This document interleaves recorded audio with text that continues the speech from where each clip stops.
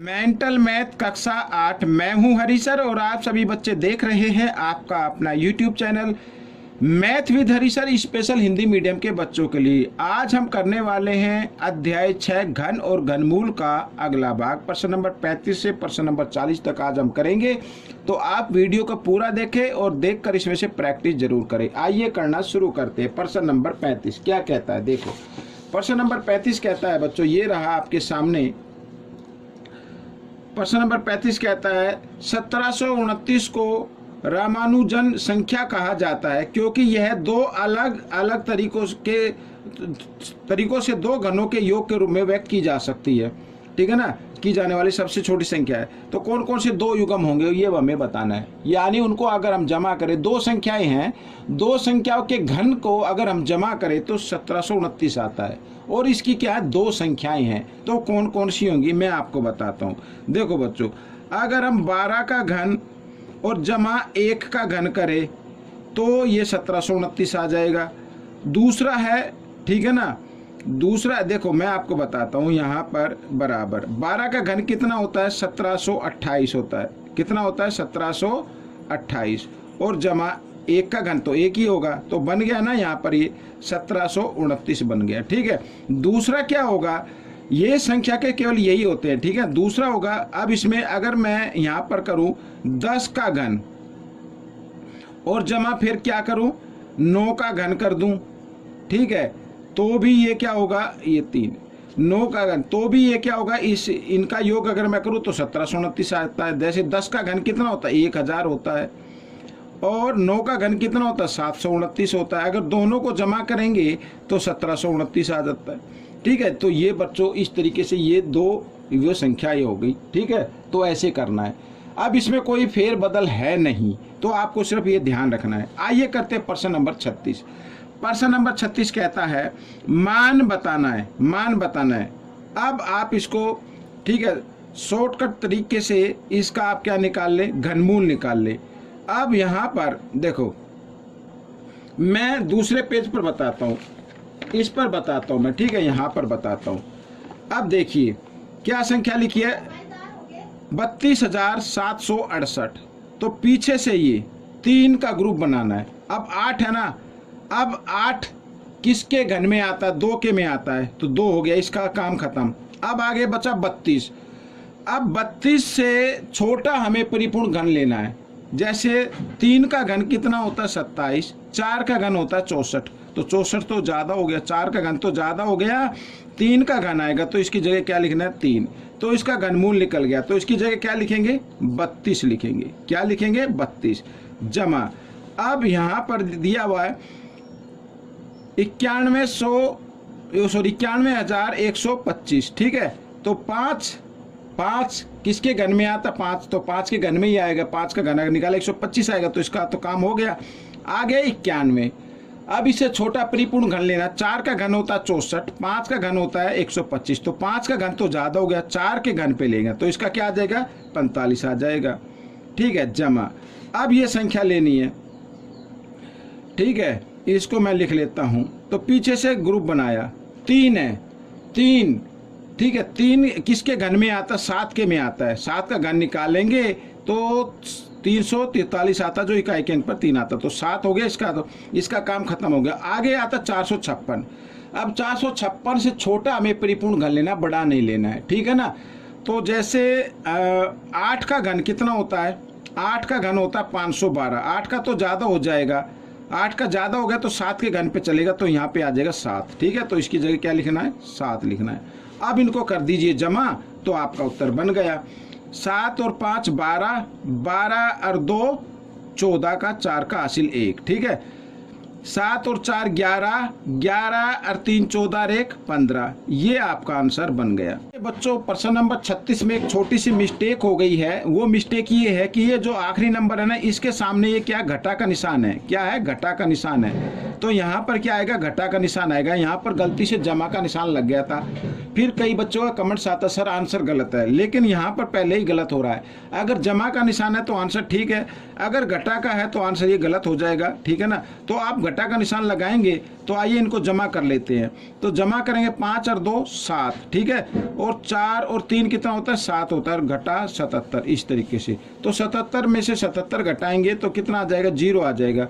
तो इस तरीके से ये आंसर आपका ये रहेगा, ठीक है ना, आपका आंसर क्या रहेगा 0 रहेगा। तो इसको आप देख लेना, पहले इसमें यहाँ पर जमा का निशान था, जमा के निशान से ये आंसर बिल्कुल करेक्ट है, लेकिन अगर घटा का निशान है तो घटा के निशान से ये आंसर आएगा, ठीक है। तो इसको आप देख लेना, इस तरीके से करना है। प्रश्न नंबर 32 क्या कहता है, प्रश्न नंबर 32 कहता है 24 गुना 2 की घात 4 गुना 5 की घात 4 में हजारों की संख्या बतानी है। किसकी संख्या बतानी है, हजारों की संख्या। कितने हजार आते हैं, तो बच्चों हजार में हजार हो या लाख हो या 100 हो, अगर पीछे 0 आ रही है तो ही होगा, ठीक है ना।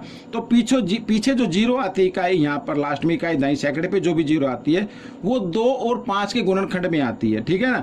तो यहाँ पर 2 और 5 के ये दिए हुए गुणनखंड दिए हुए हैं, तो हम इनको ही क्या कर लेते हैं, इस तरीके से लिखेंगे 2 की घात 4 गुना 5 की घात 4 ऐसे, ठीक है।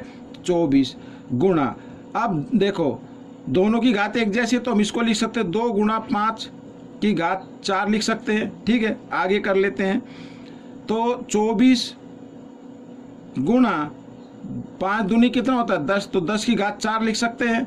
अब इसका मतलब क्या हो गया कि यहाँ पर 4 0 लगानी है, 1 2 3 4, ठीक है। क्या लगानी है 4 0 लगानी है। तो पूछा हजारों की संख्या पूछी है, तो हम इसको लिखेंगे 24 एकम 24, 1 2 3 4, 1 2 3 4। हजार कितने होंगे, इकाई दाई सैकड़ा हजार, ये हो गया हजार। तो ये हजार यानी 240 हजार कितने होंगे, यहाँ पर लिख देता हूँ 240 हजार होंगे बच्चों इसमें, ठीक है। ये आपका उत्तर बन गया। अब जो प्रश्न नंबर 38 है वो क्या कहता है, उसमें सैकड़ों की संख्या बतानी है। किसकी बतानी है, सैकड़ों की संख्या।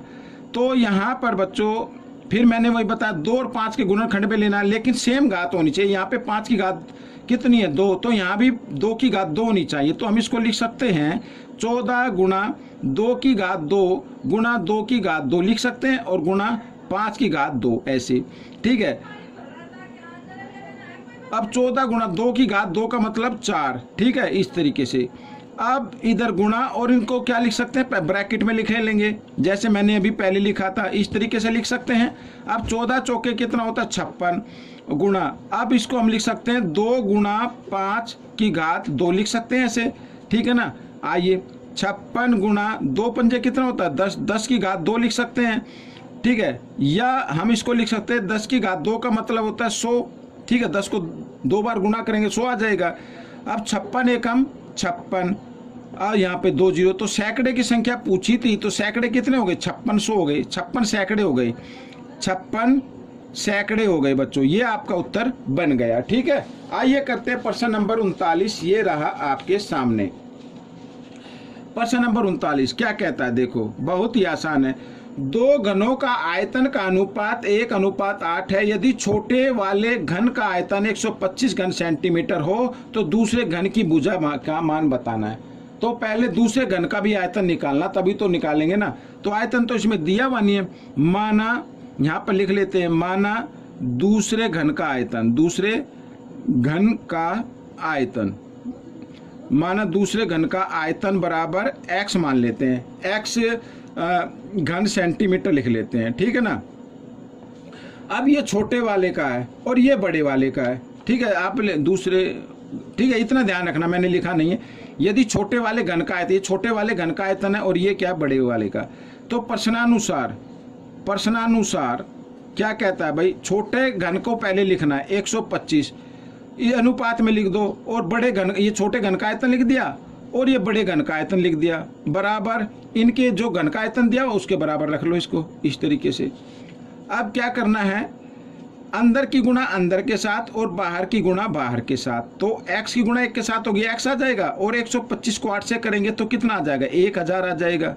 कितना आ जाएगा 1000 आ जाएगा। अब ये घन आ गया, ये घन का आयतन आ गया, x का मान था ना, ये तो घन का आयतन आ गया। अब घन की भुजा निकालनी है, तो बड़े घन की भुजा यहाँ पर लिख लेता हूँ, बड़े घन की भुजा, बड़े घन की भुजा निकालनी, क्योंकि ये क्या है आयतन है, घन सेंटीमीटर है ये, तो इसका हमें क्या निकालना होगा, घन निकालना होगा। घनमूल, ठीक है। तो 1000 का घनमूल कितना होता है? 10 होता है। तो बच्चों ये आपका उत्तर आ गया, ठीक है। बड़े घन की जो भुजा है वो 10 सेंटीमीटर है। तो प्रश्न नंबर 40 क्या कहता है? देखो प्रश्न नंबर 40 कहता है एक घनाकार बक्से की भुजा जिसका आयतन, ठीक है, 474.552 घन सेंटीमीटर है। तो घनाकार बक्से की भुजा बतानी है। मान लेते हैं, माना घनाकार बक्से की भुजा x मान लीजिए, x सेंटीमीटर मान लेते हैं, ठीक है, ये हो गया। अच्छा, घनाकार बक्से का आयतन कितना होगा? अगर भुजा x है तो आयतन कितना होगा? x की घात 3 होगा, ये आयतन हो गया। लेकिन दिया हुआ आयतन कितना? ये रहा। तो दोनों को हमें क्या कर देना? बराबर रख देना। यहां पर लिख देता हूं प्रश्नानुसार। तो x की घात 3 बराबर 474.552 इस तरीके से रखना है। अब हम क्या करेंगे, ये जो घन है ना इधर ले आएंगे, घनमूल में बदल देंगे, ठीक है। ये मैंने घनमूल में बदल दिया और साथ ही दशमलव भी हटा देंगे, ठीक है। दशमलव भी हटा देते हैं ऐसे। दशमलव के लिए 1 लगाओ, दशमलव के बाद 3 अंक है तो 3 जीरो लगाओ। तो अब हमें क्या निकालना है? घनमूल निकालना है। क्या निकालना है? घनमूल निकालना है। अब फिर वही करना है बच्चों, मैं आपको बताता हूँ इधर। आप छोटे तरीके से आप इसका घनमूल निकाल लीजिए। अगर आप गुणनखंड करेंगे तो काफ़ी दिक्कत हो जाएगी, काफ़ी टाइम लग जाएगा। यहाँ पे ये देखो 2, ये 2 है, ठीक है। ये किसके घन में आता है? ठीक है, किसके घन में आएगा? 8 के घन में इकाई के अंक पर आता, तो इसकी जगह क्या आ जाएगा? 8 आ जाएगा। ये 3 अंकों का काम खत्म हो गया, ठीक है भाई। 8 का घन निकालेंगे कितना आएगा? 512 आता ना, तो तभी तो आता इकाई के अंक पर, तो 8 आ गया। ये काम खत्म हो गया। 474 है। अब बच्चों देखो, मैंने बताया था 8 का घन कितना होता है? 512, ठीक है। 8 का घन कितना होगा? 512। तो 7 का घन का हमें ये जो है ना 474 लिखा है, इससे कम परिपूर्ण घन संख्या देखनी है। कौन सी है? ज़्यादा नहीं देखनी, कम वाली। तो 7 के घन होगा। तो इसकी जगह क्या आ जाएगा बच्चों? यहाँ पर मैं लिख लेता हूँ, ये 78 आ गया। इसका तो निकाल लिया। और 1000 का कितना होता है? 10 होता है। तो अगर हम इसका लिखे दशमलव, तो इसमें 1 जीरो, तो पीछे से 1 अंक छोड़ के दशमलव लगा देंगे, तो ये हो गया सेंटीमीटर। क्या हो गया? सेंटीमीटर। तो ये आपका उत्तर बन गया बच्चों। तो इस तरीके से ये प्रश्न आपका हल हो गया है। आपको क्या करना है? आपको वीडियो को पूरा देखना है और फिर प्रैक्टिस करनी है। बिना प्रैक्टिस के कुछ नहीं होगा, ठीक है ना। प्रैक्टिस जरूर करनी है। आपका छुट्टियों का काम हो या किसी भी क्विज में पार्टिसिपेट हो या फिर एग्जाम की प्रिपरेशन हो, तो आपको क्या करना? प्रैक्टिस जरूर करनी। बिना प्रैक्टिस कुछ नहीं होता। तो अब हम मिलेंगे अगले भाग में, तब तक आप वीडियो की पूरा देखें और प्रैक्टिस जरूर करें। वीडियो देखने के लिए धन्यवाद।